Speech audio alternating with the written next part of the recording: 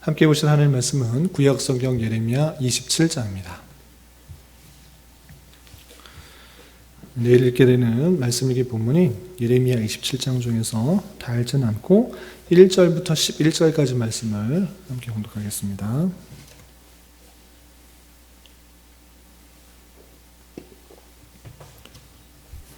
구약성경 예레미야 27장 1절부터 11절까지 말씀, 구약성경 1093면 전후를 보시면 되겠습니다. 함께 공독합니다. 유다의 왕 요시야의 아들 여호야김이 다스리기 시작할 때에 여호와께서 말씀으로 예레미야에게 임하시니라. 여호와께서 이와 같이 내게 말씀하시되 너는 줄과 멍에를 만들어 내 목에 걸고 유다의 왕 시드기야를 보러 예루살렘에 온 사신들의 손에도 그것을 주어 에돔의 왕과 모압의 왕과 암몬 자손의 왕과 두로의 왕과 시돈의 왕에게 보내며 그들에게 명령하여 그들의 주에게 말하게 하기를 만군의 여호와 이스라엘 하나님께서 이와 같이 말씀하시되 너희는 너희의 주에게 이같이 전하라.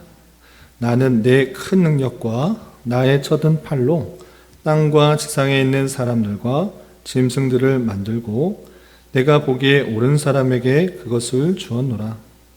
이제 내가 이 모든 땅을 내 종 바벨론의 왕 느부갓네살의 손에 주고 또 들짐승들에게 주어서 섬기게 하였나니 모든 나라가 그와 그의 아들과 손자를 그 땅의 기한이 이르기까지 섬기리라. 또한 많은 나라들과 큰 왕들이 그 자신을 섬기리라. 여호와의 말씀이니라. 바벨론의 왕 느부갓네살을 섬기지 아니하며 그 목으로 바벨론의 왕의 멍에를 매지 아니하는 백성과 나라는 내가 그들이 멸망하기까지 칼과 기근과 전염병으로 그 민족을 벌하리라. 너희는 너희 선지자나 복술가나 꿈꾸는 자나 술사나 요술자가 이르기를 너희가 바벨론의 왕을 섬기게 되지 아니하리라 하여도 너희는 듣지 말라. 그들은 너희에게 거짓을 예언하여 너희가 너희 땅에서 멀리 떠나게 하며 또 내가 너희를 몰아내게 하며 너희를 멸망하게 하느니라. 그러나 그 목으로 바벨론의 왕의 멍에를 메고 그를 섬기는 나라는 내가 그들을 그 땅에 머물러 밭을 갈며 거기서 살게 하리라 하셨다 하라. 여호와의 말씀이라 하시니라. 아멘. 감사합니다. 오늘 함께 살펴볼 하나님 말씀은 예레미야 27장입니다. 우리는 계속해서 예레미야서의 말씀을 통하여서 죄악된 유다 백성들에 대한 심판과 경고의 말씀을 살펴보고 있습니다. 하나님께서 그 택하신 백성, 유다의 백성들에게 그 죄악들을 지적하고 또 심판에 대해서 선언하는 것일 뿐만 아니라 하나님께서 그의 살 길을 알려주고 있는 것입니다. 그냥 심판하시고 끝내셔도 되지만 그렇지 않고 심판 속에서도 하나님께서 긍휼과 자비를 베풀어 주셔서 어떻게 하면 살 수 있는지를 알려주시는 것입니다. 오늘 특별히 27장에서도 그 심판 속에서도 하나님께서 살 길을 알려주시는데 어떻게 하면 살고 또 어떻게 하면 하나님의 뜻을 깨달을 수 있는지를 교훈하는 말씀을 통해서 기도 제목을 삼는 시간을 갖도록 하겠습니다. 우선 27장 1절에서 보면 이 말씀이 언제적에 있었던지 그 시기가 이렇게 나와 있습니다. 1절 보시면 유다의 왕 요시야의 아들 여호야김이 다스리기 시작할 때에 여호와께서 말씀으로 예레미야에게 임하시니라 라고 하면서 예레미야에게 하나님의 말씀이 임한 때를 알려주고 있습니다. 그럼 하나님께서 예레미야의 선지자에게 어떤 말씀을 전해주는가? 오늘에서도 상징 예언이 나옵니다. 상징 예언 또는 행동 예언이라고 하는 것은 무엇인가라고 하면 하나님의 말씀을 그냥 말로써 전하면 그것을 말을 듣고 깨달으면 좋은데 완악한 인생 가운데 하나님의 말씀을 전해도 잘 듣지 않는 것입니다. 그래서 어떻게 하는가? 다양한 행동을 통해서 상징적인 모습을 통해서 더욱더 확실하게 하나님의 뜻을 알려주도록 하는 것입니다. 오늘 말씀에서 어떤 행동 예언하는지 2절을 보도록 하겠습니다. 2절 보시면 여호와께서 이와 같이 내게 말씀하시되 너는 줄과 멍에를 만들어 내 목에 걸고 유다의 왕 시드기야를 보러 예루살렘에 온 사신들의 손에도 그것을 주어 에돔의 왕과 모압의 왕과 암몬 자손의 왕과 두로의 왕과 시돈의 왕에게 보내며 그들에게 명령하여 그들의 주에게 말하기를 만군의 여호와 이스라엘 하나님께서 이와 같이 말씀하시되 너희는 너희 주에게 이같이 전하라. 나는 내 큰 능력과 나의 쳐든 팔로 땅과 지상에 있는 사람과 짐승들을 만들고 내가 보기에 옳은 사람에게 그것을 주었노라 라고 했습니다. 좀 길어서 좀 이해가 안 될 것 같아서 쉽게 설명하겠습니다. 하나님께서 예레미야에게 상징 예언을 하도록 했습니다. 어떤 거냐면 앞에서도 다양한 상징 예언이 있는데 오늘은 목에다가 멍에를 메고 줄을 매는 것입니다. 그럼 목에 멍에를 메고 줄을 맨다는 것은 어떤 뜻일 수 있을 것 같습니까? 목에 줄을 매고 목에 멍에를 매면 사람들이 자유할 수 있습니까? 아니면 얽매이게 됩니까? 그 줄이 답답하다고 도망가려고 하면 목이 더 쪼여서 움직일 수가 없는 것입니다. 이것은 그때 당시에 포로를 끌고 갈 때 하던 표현이었습니다. 손과 발을 묶으면 잘 움직이지 못해서 쓰러지기 때문에 못 도망가게 목에다가 멍에를 매거나 줄을 묶는 것입니다. 그래서 도망가려고 하면 목이 줄어들어서 더 아프기 때문에 숨이 막히기 때문에 못 도망가게 하는 것입니다. 그런데 예레미야에게 너 그렇게 하고 가라 했습니다. 그런데 자기만 하는 것이 아니라 예루살렘으로 온 그 주변의 여러 나라 사신들에게도 똑같이 그렇게 하라는 것입니다. 그러니까 시드기야 왕, 그리고 암몬 자손, 모압의 왕, 에돔의 왕, 또 두로의 왕, 시돈의 왕 모든 사람들에게 이것을 똑같이 그렇게 하라고 하는 것입니다. 그것을 통해서 알려주는 것이 무엇이겠습니까? 예루살렘만 그렇게 포로로 끌려가는 것이 아니라 그 주변의 모든 사람들이 다 포로로 끌려갈 것을 확실하게 알려주는 상징 예언, 행동 예언을 한 것입니다. 그래서 하나님 보시기에 옳은 사람에게 사람들과 짐승들을 다 맡기겠다 이렇게 알려주는 것입니다. 그러면 그 하나님이 보시기에 옳은 사람은 누구이겠습니까? 다른 나라가 아니라 바벨론의 왕 느부갓네살이다 이렇게 말씀하신 것입니다.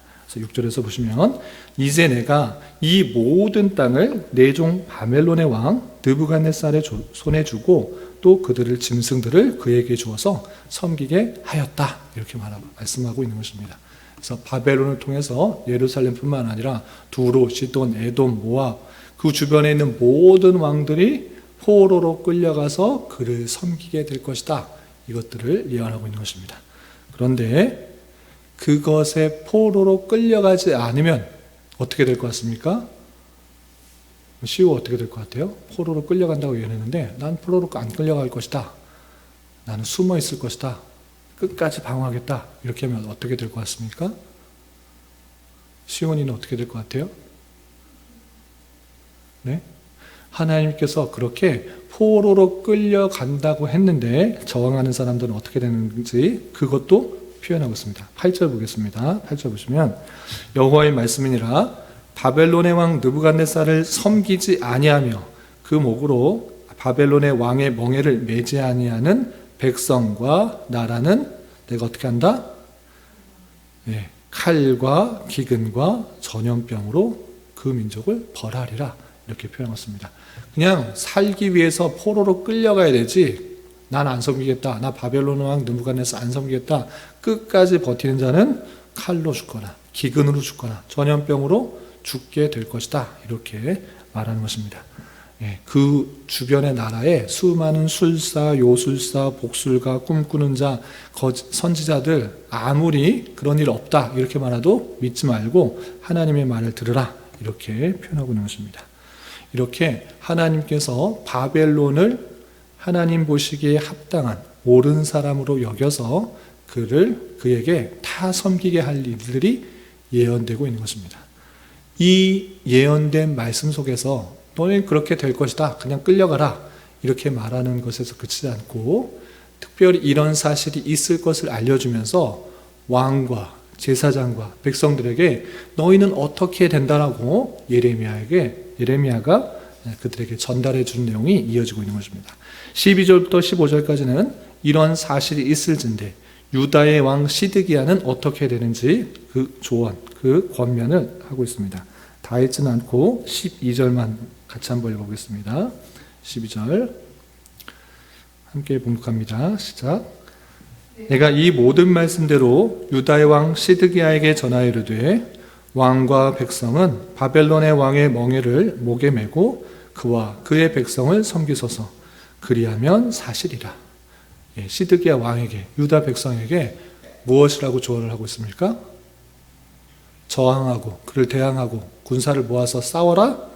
그렇지 않고 바벨론의 왕의 멍에를 메라. 섬기게 되면, 포로로 끌려가면 어떻게 된다? 살게 된다. 이렇게 표현하고 있는 것입니다. 또한 왕에게뿐만 아니라 제사장들 그리고 모든 백성들에게도 또 조언하는 내용이 16절부터 18절까지 이렇게 되어 있습니다. 우리 16절 다 읽진 않고 17절 말씀, 17절 말씀만 16절 17절 같이 한번 읽어보겠습니다. 시작. 내가 또 제사장들과 그 모든 백성에게 전하여 이르되 여호와께서 이와 같이 말씀하시기를 보라 여호와의 성전의 기구를 이제 바벨론에서 속히 돌려오리라고 너에게 예언하는 선지자들의 말을 듣지 말라. 이는 그들이 거짓을 예언함이니라 하셨나니 너희는 그들의 말을 듣지 말고 바벨론 왕을 섬기라. 그리하면 살리라. 어찌하여 이 성을 황무지가 되게 하려느냐. 제사장들과 백성들에게 또 어떻게 하라고 했습니까? 살려면 어떻게 된다? 바벨론 왕을 섬기라 섬기지 마라? 섬겨라.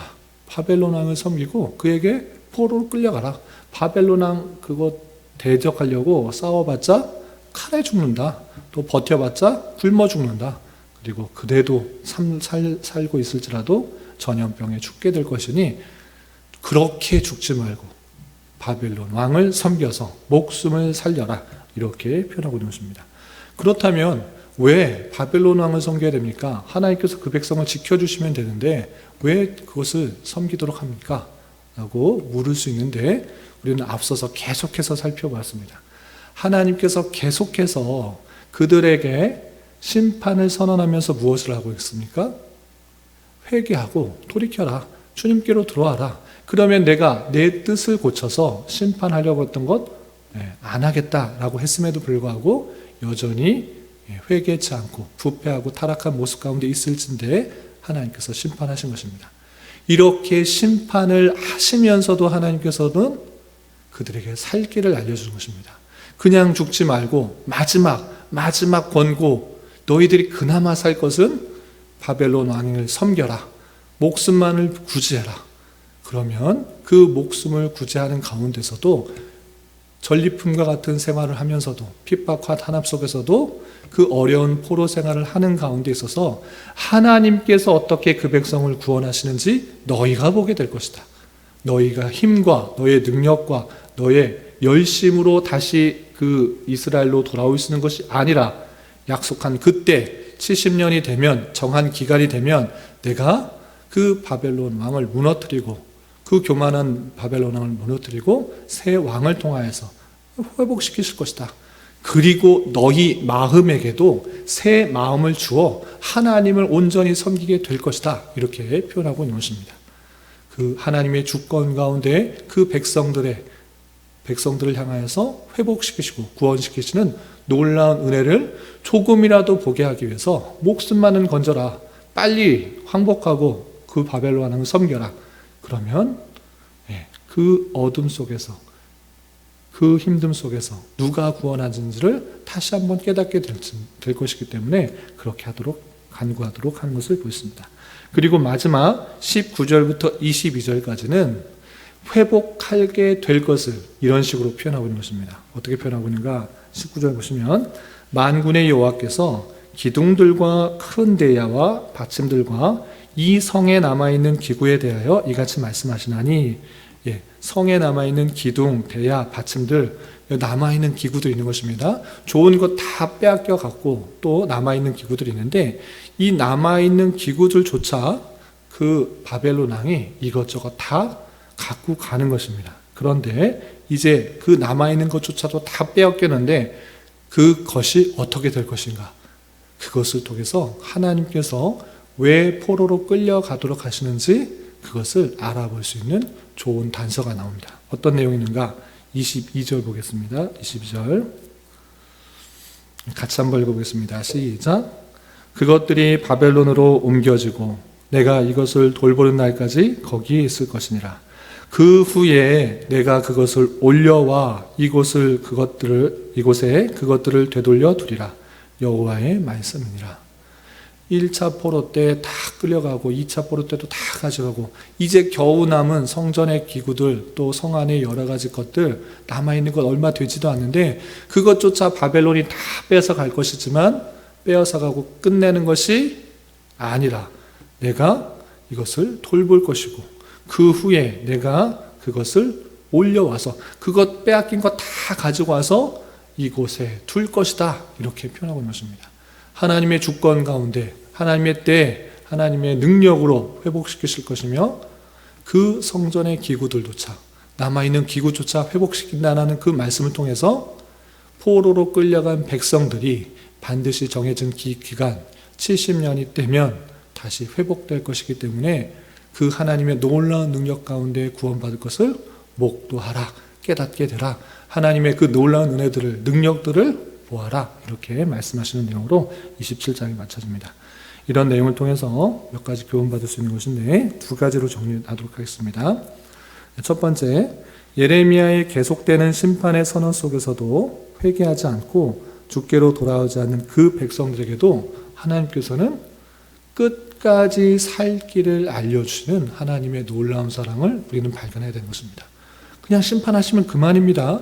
왜 자꾸 선지자들 계속 보내서 죄 짓지 마라, 하나님께로 돌아와라, 심판한다, 혼난다, 큰 나라로부터 멸망당한다, 계속해서 말씀하시는 것입니까? 그것은 부모님이 그 자녀들에게 여러 가지 말로 잔소리와 같이 하면서도 그것을 사랑하기 때문에 바르게 잡으려는 그 놀라운 사랑이 담겨 있는 것입니다. 이런 말씀에 따라서 계속적인 심판의 선언, 저주의 선언은 하나님께서 그 택하신 백성들을 향한 놀라운 사랑들이 있다는 것을 잘 깨달아야 될 것이고 또한 그 심판 속에서도 또다시 한번 살 길을 알려주는 것입니다. 너희들 버티지 말고 바벨론 왕 섬겨라. 바벨론을 포로로 끌려가라. 멍에 메고 그냥 포로로 끌려가라. 그것이 살 길이다. 그런데 그렇게 끝내지 않고 내가 다시 회복시킬 것이다. 하나님의 주권 가운데 회복시킬 것이다. 이렇게 말씀하시는 것을 잘 깨달을 것입니다. 이 말씀을 통해서 우리가 구원받는 그 이치를 다시 한번 깨달아야 하는 것입니다. 내가 선을 행했기 때문에 내가 열심히 하나님께서 원하시는 일들을 많이 했기 때문에 구원받는 것 아니라 하나님의 수준에 이르렀기 때문에 내 행위가 그것에 이르렀기 때문에 구원받는 것이 아니라 하나님의 택하신 백성이기 때문에 구원받는 것입니다. 하나님께서 그 백성을 택하셨고 그 백성에게 새 마음을 주시고 하나님을 믿을 수 있게 하시는 그 마음을 주셨기 때문에 그들이 회복되고 구원받는 것입니다. 그러므로 말미암아 우리가 지금 이 자리에 하나님을 예배하며 하나님의 말씀을 들을 수 있는 것은 하나님께서 택하신 백성들에게 주시는 놀라운 사랑이요 은혜인 줄 알아. 오직 하나님의 주권과 하나님의 선택과 하나님의 은혜 가운데 구원받게 된 것을 늘 감사 찬송하는 삶을 살아야 될 것입니다. 이런 저와 여러분 되시기를 주님의 이름으로 부탁을 드립니다. 그리고 오늘 말씀에서 독특한 표현이 나온 것을 볼 수 있습니다. 어떤 표현이었는가? 아까 5절에서 보다시피 이런 표현이 있었습니다. 나는 내 큰 능력과 나의 쳐든 팔로 땅과 지상에 있는 사람들과 짐승들을 만들고 내가 보기에 옳은 사람에게 그것을 주었노라 라고 표현했습니다. 하나님께서 이 세상 모든 것을 창조하셨을 뿐만 아니라 하나님의 주권 가운데 하나님 보시기에 옳은 사람에게 그 모든 것들을 주었다. 그 권세를 주었다. 이렇게 표현하고 있습니다. 그런데 그가 누구였습니까? 유다 왕이었습니까? 아닙니다. 바벨론 왕 느부갓네살이었습니다. 어떻게 그럴 수 있습니까? 하나님을 잘 알지도 못하고 하나님 믿는 사람들을 죽이는 그 사람에게 어떻게 그 권세를 주실 수 있습니까? 라고 따져 물을 것 같지만 그것은 인간적인 생각이요, 나의 판단의 기준인 것입니다. 하나님께서는 하나님의 주권 가운데, 하나님의 능력 가운데 하나님이 보시기에 옳은 사람, 하나님이 보시기에 합당한 사람을 세워서 그 모든 권세와 통치를 이루어 나가시는 것을 보게 되는 것입니다. 그런 줄 알아? 우리는 어떻게 되는가? 하나님께서 보시기에 옳은 대로 행하시는 하나님이신 줄 알아.